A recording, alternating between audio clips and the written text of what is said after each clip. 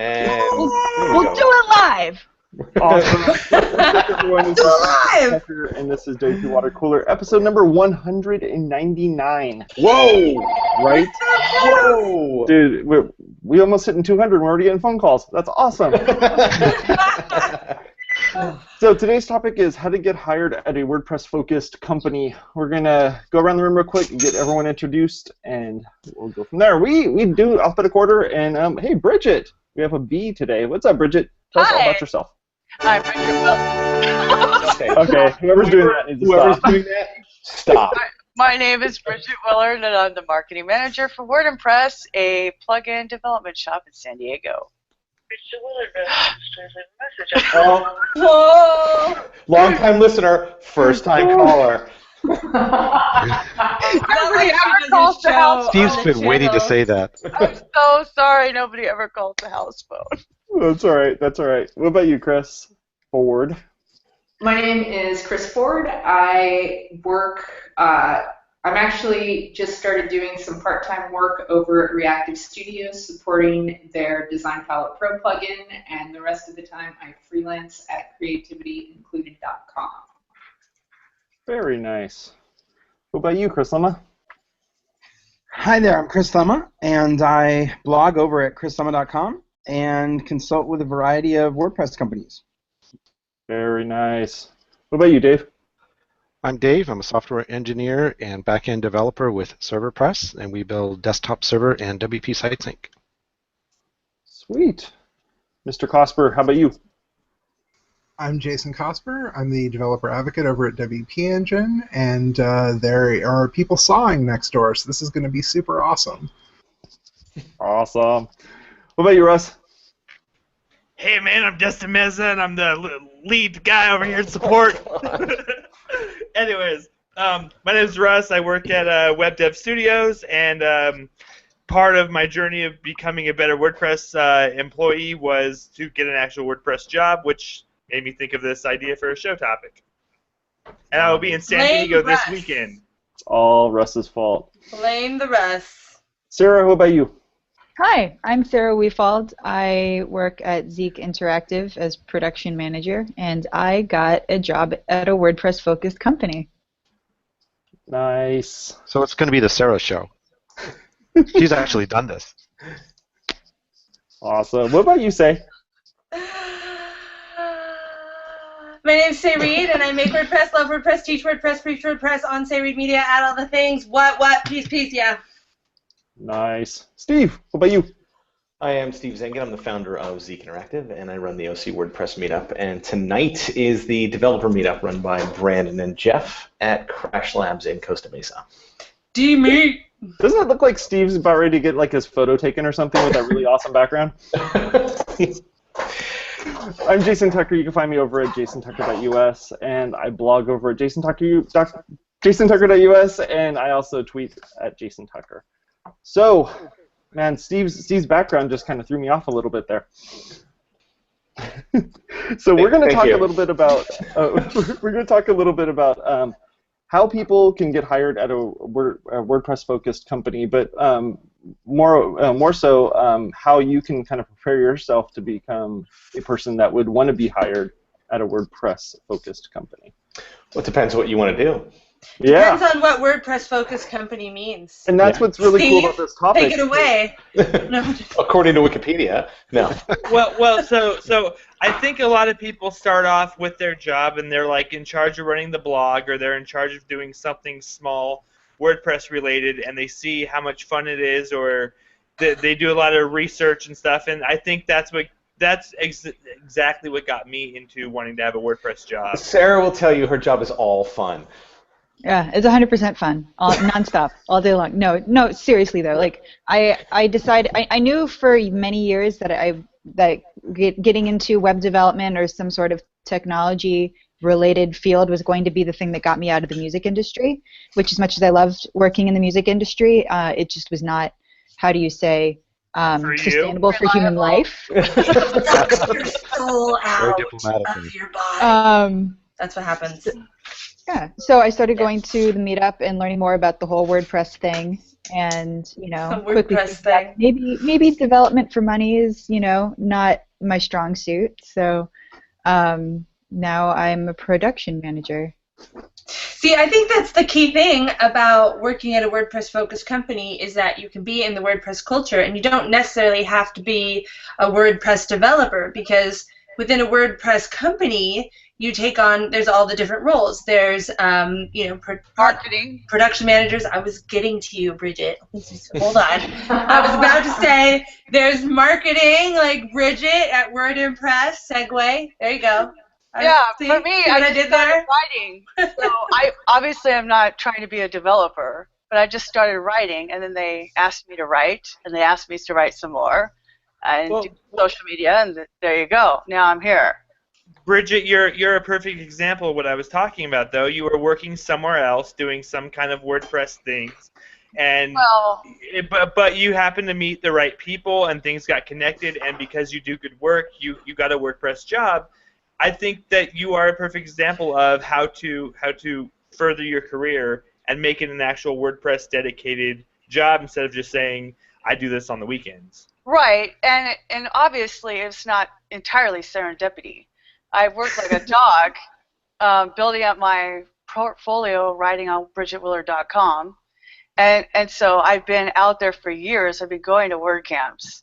I wasn't trying to get in WordPress specifically, but I knew I would need it in order to level up my skills to leave office work.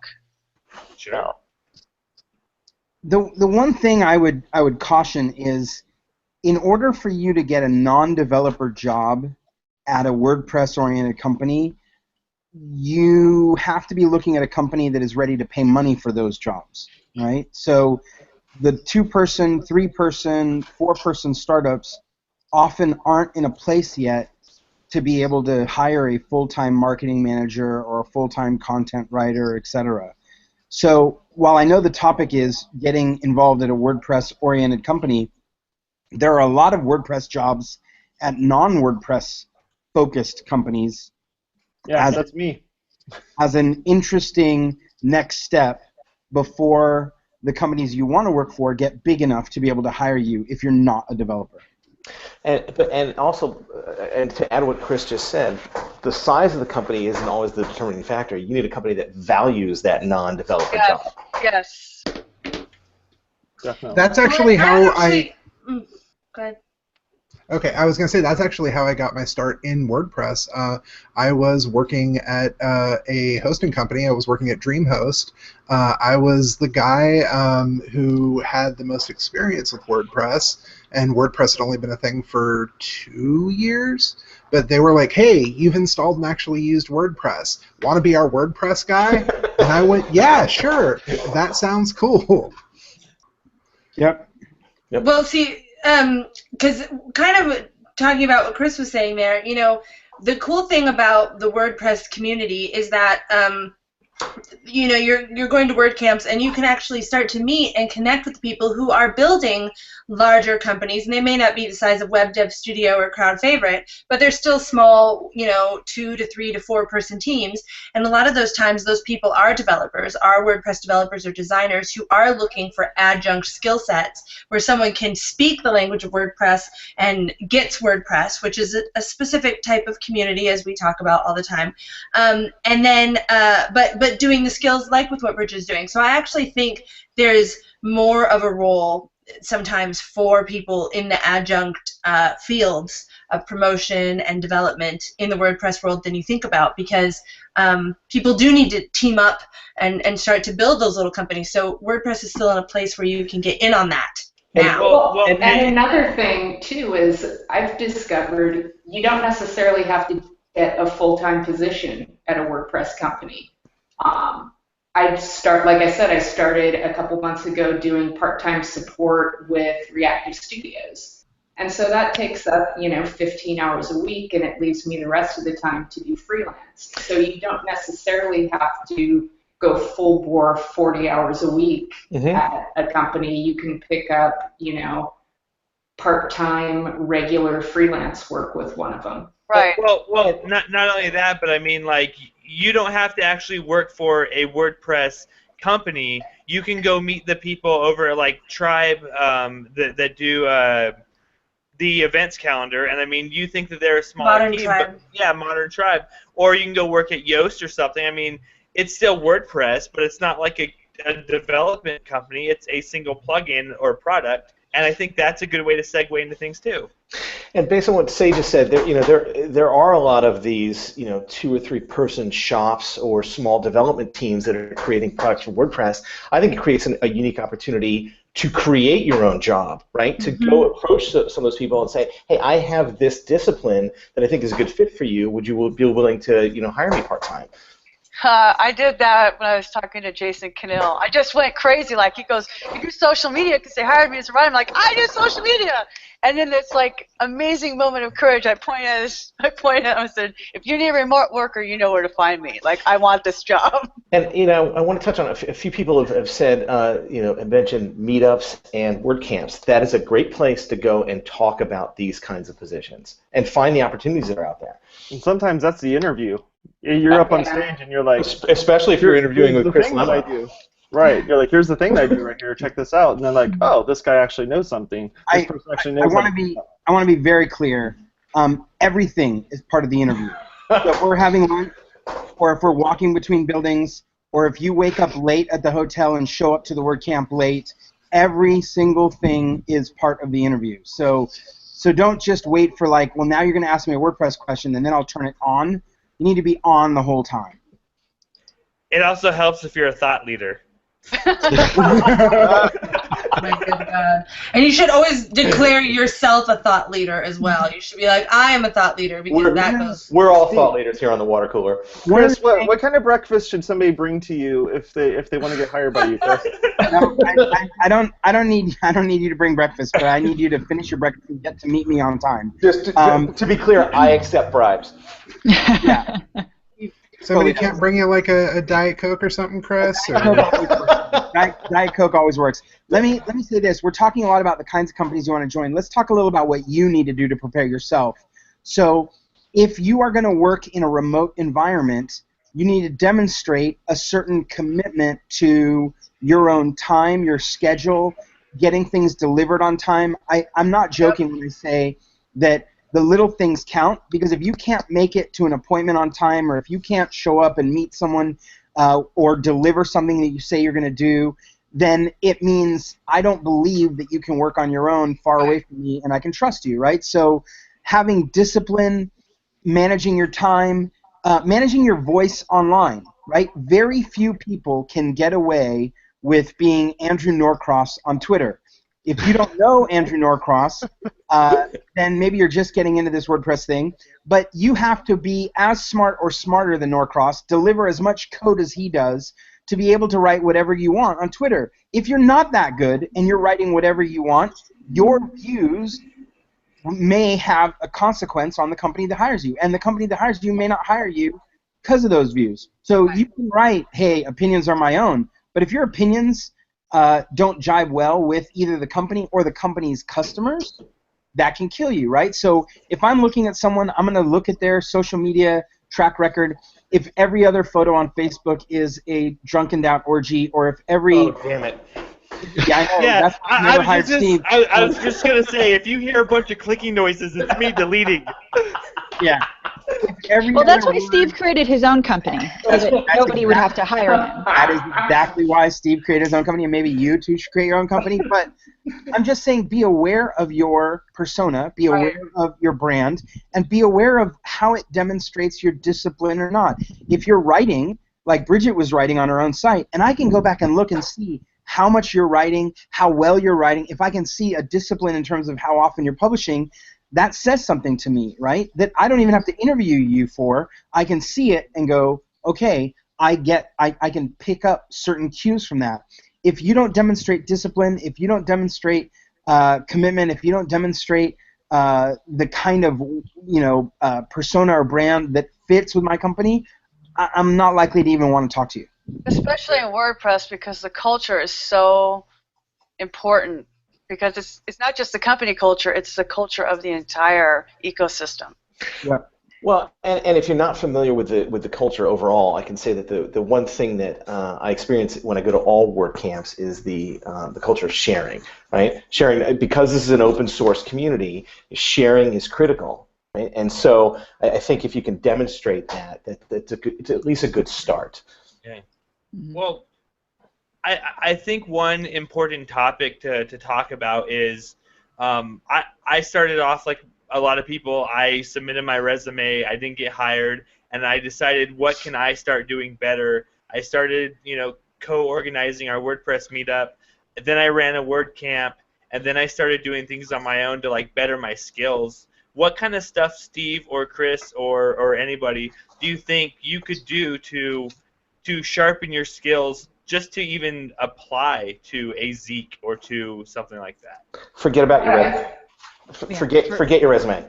Okay. When I put up a job posting, I get 1,000 resumes. So you're just gonna become part of the noise. You've got to stand out in some other way. I don't know exactly what that is, but the people that I've hired have stood out in some other way, and they've approached me in a different way than submitting a resume. I would say doing your capabilities personalized to the company. There was a lot of people talking about See, that was part of that noise that Steve was talking about. Go ahead, Chris Ford. I've never written a generic cover letter. Every job I've ever tried to get has been specific to that company. If I go through a job listing and see these 5 things are the most important to them, I talk about those 5 things. I use the same language that they've used to show that I've paid attention to it. Don't just blanket stuff out because each company is different. Don't tell them, I've seen so many that it's like, I just want a job. And what I've always tried to do is let people know I want this job. And I think that makes a huge difference. And if you don't get the job, ask why. Send a follow-up. What could I do to be considered when you have something else open? So I think differently than the general job market out there, because that's good advice in terms of getting a job or applying for a company. But I was going to say, and also I called you Zeek, which was hilarious, because getting the name of a company right is probably a really good idea, or the name of a person. Don't call Steve Zeek, because it's not his name. But, I think the difference in WordPress, and what I was going to say about Steve is, Steve, you actually tend to hire from people within the community that you have met, that you've seen at WordCamps or at your developer meetups.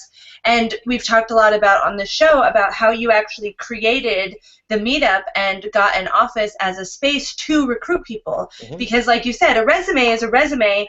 In the WordPress world, all I see through friends who have WordPress companies and friends who go and work for WordPress companies, I watch everyone do all their shifting about, and what happens is they've met each other at a WordCamp, they've worked with each other, organizing a WordCamp. That's how people in the WordPress world are really getting hired. There's not, to me, a lot of cold calling that happens. Maybe if you are someone who's working as a WordPress specialist at a non-WordPress company, yes. But in the WordPress world, most of the WordPress-focused companies that I know hire from within WordCamps and from within the WordPress culture of people who are involved. So if you are actually trying to get a WordPress-focused company, a job at a WordPress-focused company, the number one thing I would say is go where they are. Go meet them, go talk to them in person, because that is how you will stand out over the noise. That's that's how 10up hires everyone. They just go troll WordCamps. Automatic does the same thing. So does Crowd Favorite. So does Zengi. That's not true. To be clear, 10up has recruiters, and they actually go through a formal process. They don't just stand at a WordCamp. Yeah, I have to submit people and pull them from knowing people. So I would say the other thing is, for what you want, be clear about how well you learn more than what you know. So what you know is going to change and need to change dramatically over the next 2, 3, 4 years. What you are able to do in terms of learning, however, is a skill that will be required every day going forward. And so being able to demonstrate, as Russ was talking about what kind of skills you need, being able to demonstrate an ability to pick up new skills is far more important than being able to say I'm a master of some technology that was really awesome 2 years ago but may not be in the future. Yeah, Chris, and you stole my thoughts. I wanted to say the same thing. More than having a whole bunch of skills, the passion and the ability to learn new things is much more important. Skills can be learned. That passion can't.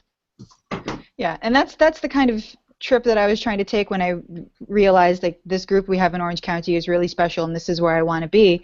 I knew nothing going into the meetups, and I knew that I needed to demonstrate that I was learning things. So while I was learning and applying everything, I started building my own websites, and then I started speaking at the meetups, and then I spoke at 3 WordCamps, and then I was helping to run the design meetup here in Orange County all before I got an actual job within WordPress. So this was all a hobby for me.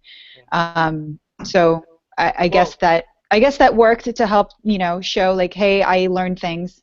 This is what I was able to apply when Steve decided that he wanted to be sadistic enough to look at my code and figure out where I had gone wrong with this website. So yeah, like all of that goes a really long way. It's just building that what's the word I'm looking for? Reputation. The reputation for yourself within the company, or not within the company, within the community, that you're a person that will learn and apply and keep growing and get things done. Well, I don't think there's anything wrong with having somebody be a hobbyist in this and be able to turn that hobby something that you're passionate about, because passion means that you're doing it for free, which means that you're interested in just doing it. Right. So by having that passion for doing what you're doing, I think really works out in the long run for somebody that may want to be hired. Well, I just want to say that that's actually how I got my start with web dev, is that I applied to do support with them, and I started jumping on the advanced Facebook group, and I know that the guy who hired me, he saw everything I was doing, or I was very active, and so he didn't look past me. He just said, hey, can you show me a couple more examples, fill out this thing real quick, and it was as simple as that, but I think what Chris was saying is building that track record and showing you can do the work instead of on a resume saying I'm a thought leader, I think goes a long way. You just want to say thought leader. I think this. The other thing I would tell you is be comfortable suggesting a job, suggesting a role, even if it's a part-time role. Also be comfortable hearing no, right? So there are a lot of people who will, when I was a crowd favorite, they would approach me with, I don't really want to code anymore. I'd like to travel to WordCamps, and I'd like to be the evangelist for your company. And I would say, no. Have you met Kareem? Sign me up for that. Right? I'm like, yeah, that sounds like everybody's dream job. Yeah. Not everybody's. See, for me, I had to be flexible with traveling, which I hate. Yeah. Who wouldn't want all expense paid, trips to Cleveland, and the opportunity. Me. And the opportunity, to stand around and chat with people and be friendly. And you're like, no. I'm going to need you to fashion a role where I pay you and you make me money. And if those two pieces don't connect, then you have to be comfortable hearing no. Someone may say, I need that.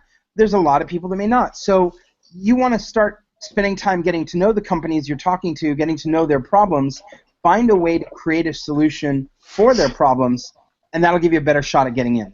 And a great way to do that is to meet them at a WordCamp or a meetup. And one thing I will say is that a developer role is not a fake it till you make it kind of role, right? So be honest with your skills. If somebody approaches you and they ask you if you can do a certain thing, don't be dishonest about that, and they'll appreciate that and remember you, later on down the line when they have something that's appropriate for your skills. So from the interesting takeaway from this in comparison to other episodes where it's like, yeah, sure, if clients ask us if we can do something, we'll be like, yeah, totally, no problem. That's my job. But that's your job. That's different than if someone like Steve is hiring you, then you better not say that and Google it later. That is the conflicting advice we are giving you here. WPwatercooler. I just want Chris Lema. I just want him to say that last phrase, like the boss in Office Space, where it's like, "Yeah, I'm gonna need you to take a position and make me money." Okay. We're gonna need you to go ahead and come in on Sunday too. Yeah.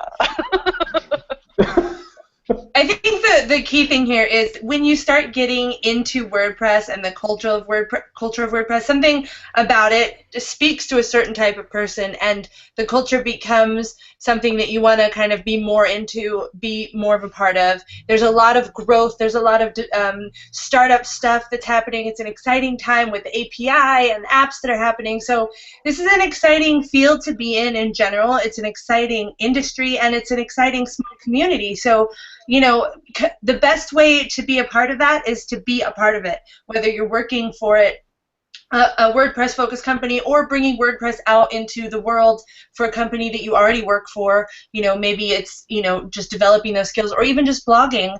You can be a part of WordPress without having to work for one of 5 of the, you know, top companies.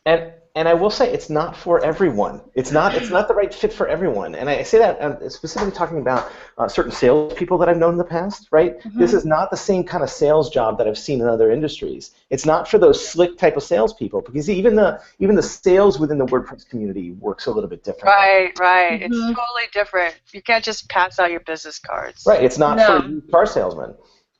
Yeah, and you even can't overpromise and underdeliver. That's right. The marketing, as Bridget will tell you, is totally different. It's not like we're the best. It's very focused on education. It's very focused on community, connecting and profiling the community. So even those roles that are more generic to other parts of business are still seeped in that WordPress culture. So I don't think you can get into a WordPress company without really embracing the culture. I've had this conversation with Chris before. I think the toughest role in this particular industry is business development, because typical biz dev people that come from other industries don't know how to fit within this environment. Yeah. For sure. Which is exciting, which makes it new. It's awesome. It's a new type of doing business. It's blending this ethos of open source with business, and that's new and cutting edge and exciting. And it's different than Silicon Valley and the tech world that's happening also. So it's cool. That's why I like it. Folks, that is about it for today. Man, we did a really great job today. In the chat, we were talking about how on topic we were. That was amazing. Folks, that's about it for today. Go over to WPwatercooler.com, click on the links there to subscribe. If you're watching this on YouTube, hit the little thumbs up button. We'd appreciate it. And if you're not watching this on YouTube, just leave a comment someplace. We'd appreciate it. Thanks, guys. Talk to you later. Bye-bye. Bye. Bye.